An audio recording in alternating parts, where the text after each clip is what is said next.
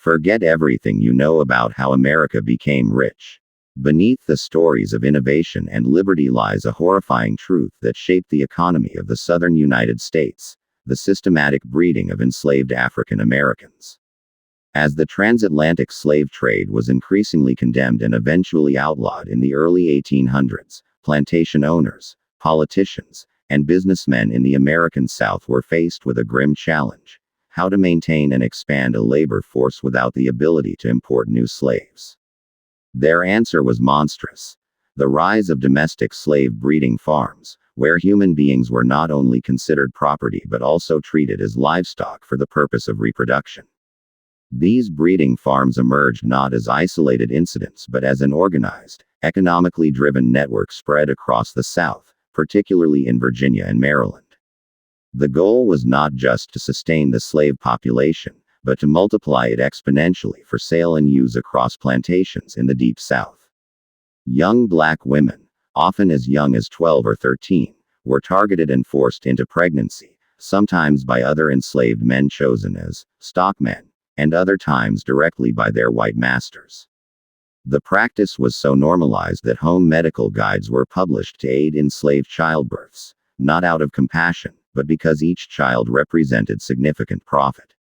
With the average enslaved woman expected to give birth to 4 to 5 children, their wombs became economic engines for an entire region. These breeding programs were conducted under the guise of natural increase, a term that sanitized the horrors of forced reproduction and sexual violence.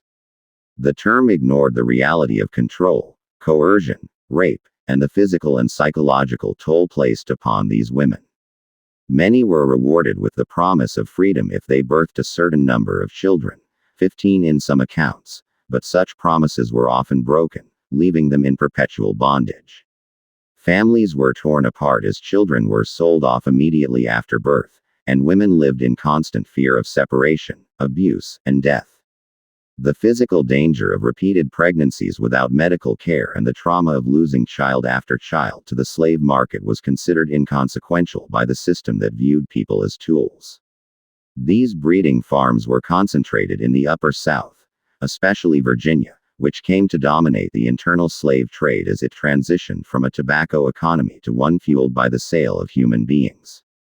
In fact, by the 1830s, the internal slave trade had become Virginia's most profitable industry, eclipsing even its agricultural output. It's estimated that over 1 million enslaved people were forcibly relocated from the Upper South to the Deep South during this period, most of them the direct result of these breeding practices. Enslaved men and women were cataloged by age, strength, and reproductive potential, often advertised in newspapers as prime stock, with promises of good breeding ability. Auctions and sales emphasized traits such as obedience, fertility, and previous pregnancies, reducing people to statistics and features. At these markets, a pregnant woman was considered a 2-for-1 deal, one laborer and one future laborer. The dehumanization was so entrenched that in many cases, enslaved women were sold while in labor or shortly after giving birth. The economic incentives for this practice were staggering. Not only were slave children sold for immense profit, but the ability to mortgage human lives brought new financial tools to Southern elites. Slaves became collateral for loans. Banks in Louisiana and Mississippi, for example, offered mortgages backed by the value of enslaved people. These were then bundled into financial instruments, bonds, and sold internationally. This meant that investors in countries where slavery was outlawed were unknowingly profiting from a system built on human suffering. Southern wealth was no longer tied only to what the enslaved produced on plantations, but also to the speculative value of their bodies and their reproductive capacity. Women were not only bearers of laborers. They were literally the factories. Every child born to an enslaved mother was automatically enslaved, a policy that made female slaves far more valuable than their male counterparts, especially in a context where importation was banned. This is why, by 1860, women outnumbered men by hundreds of thousands in key breeding regions. It was a deliberate demographic manipulation designed to feed the ever-growing hunger for slave labor in cotton, sugarcane, and rice plantations. The brutality was not just physical, it was psychological and cultural. Enslaved people were robbed of not only their freedom and families, but their identities. Children were often separated from their mothers at birth and raised in isolation to ensure they never formed attachments that might interfere with their later sale. Marriages were not permitted in the legal sense, though arranged pairings for the purpose of breeding were common. In many breeding farms, these pairings were enforced by the slaveholders, who took detailed notes on lineage, fertility, and physical traits, in a twisted mimicry of animal husbandry. Men known as bucks were assigned the role of breeders, sometimes made to copulate with multiple women in a day, under supervision, with no concern for their will or emotional state. The goal was maximum reproduction. This often created tensions, shame, and guilt among the enslaved themselves, as natural human relationships were perverted by the demands of a cruel system. Female slaves, especially those assigned to work in the master's house, faced a high risk of sexual assault. Their children, many of them visibly mixed race, stood as permanent reminders of the abuse, often hidden or denied by the white families who profited from their existence. Slaveholders saw no contradiction in abusing women they considered property while raising their children alongside their own.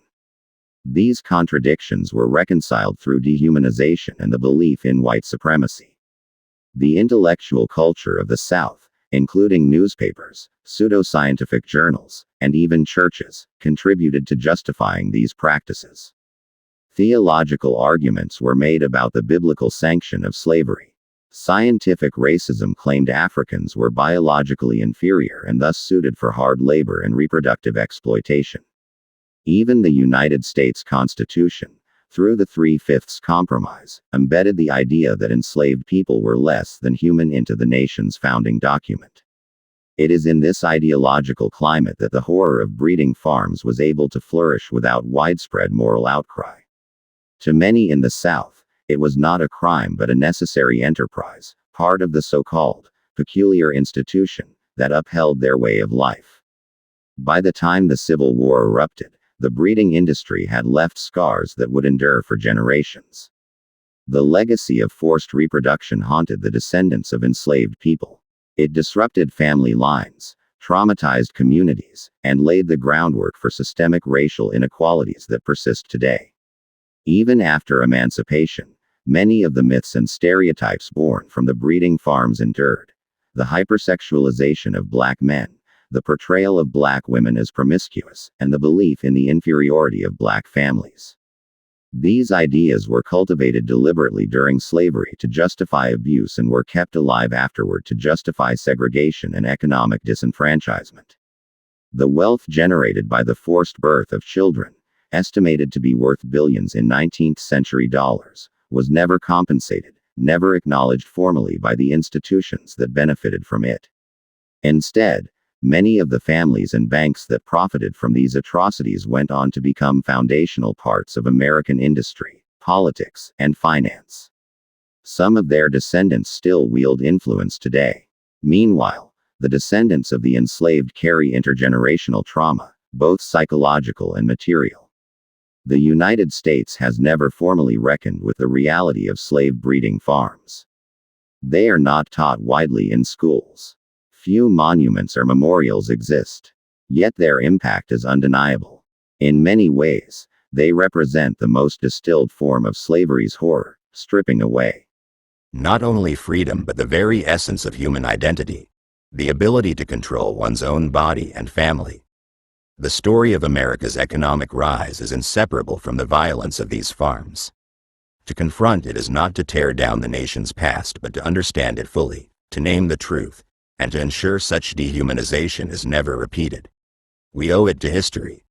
We owe it to the people whose lives were destroyed. And we owe it to future generations to remember, not just with shame, but with purpose. Their suffering built an empire. The least we can do is tell their story. You've just witnessed one of the darkest punishments in history. But many more still lurk in the shadows. So if you dare, subscribe to Torture Vault, where every scream from the past still echoes.